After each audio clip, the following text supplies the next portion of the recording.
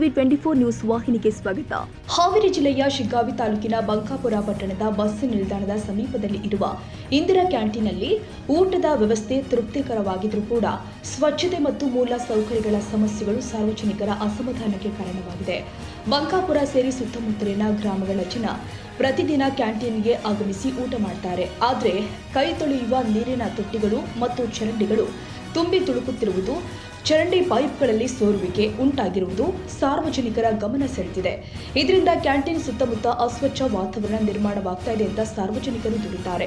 ಇನ್ನು ಕ್ಯಾಂಟೀನ್ ಉದ್ಘಾಟನೆಯಾಗಿ ಕೇವಲ 1 ವರ್ಷ ಕಳೆದಿದ್ರೂ ಮಳೆ ಬಂದಾಗ ಮೇಲ್ಛಾವಣಿಯಿಂದ ನೀರು ಸೋರಿ ಊಟದ ಸ್ಥಳದಲ್ಲೇ ಬೀಳ್ತಾ ಇದೆ ಅಂತ ಸ್ಥಳೀಯರು ಆರೋಪಿಸಿದ್ದಾರೆ.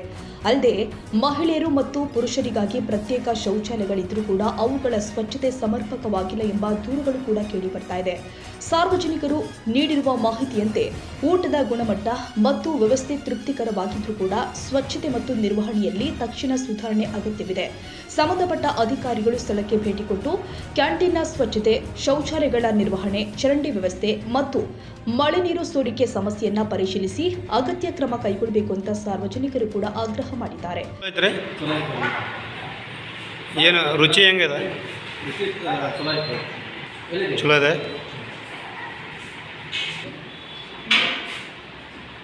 ಏನು ಟೆಸ್ಟಿಂಗ್ ಐತೆ ಅಲ್ಲ ಅಥವಾ ಇಲ್ಲ? ಕರೆಕ್ಟ್ ಆಯ್ತಾ?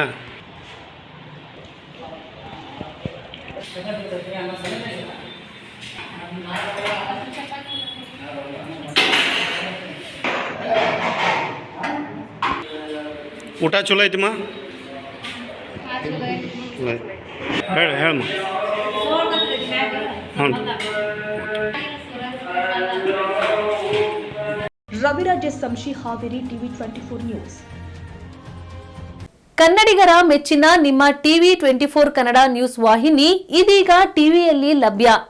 ಕರ್ನಾಟಕ ಮತ್ತು ದೇಶ ವಿದೇಶದ 360 ಡಿಗ್ರಿ ಸುದ್ದಿ ಹಾಗೂ ಉತ್ತರ ಕರ್ನಾಟಕ, ಬೆಳಗಾವಿ, ಬಾಗಲಕೋಟೆ, ಧಾರವಾಡ, ಹಾವೇರಿ, ಗದಗ, ಬಿಜಾಪುರ ಜಿಲ್ಲೆಯ ಕ್ಷಣ ಕ್ಷಣದ ವಿವರವನ್ನ ಪಡೆಯುವುದಕ್ಕೆ ಟಿವಿ 24 ಕನ್ನಡ ನ್ಯೂಸ್ ವಾಹಿನಿಯನ್ನ ಲೈಕ್ ಮಾಡಿ, ವಿಡಿಯೋಗಳನ್ನ ಶೇರ್ ಮಾಡಿ, ಕಮೆಂಟ್ ಮಾಡುವ ಮೂಲಕ ನಮ್ಮ ವಾಹಿನಿಗೆ ಸಹಕಾರ ನೀಡಿ ಮತ್ತು ಚಾನೆಲ್ ಅನ್ನ ಸಬ್ಸ್ಕ್ರೈಬ್ ಮಾಡಿ. Thank you.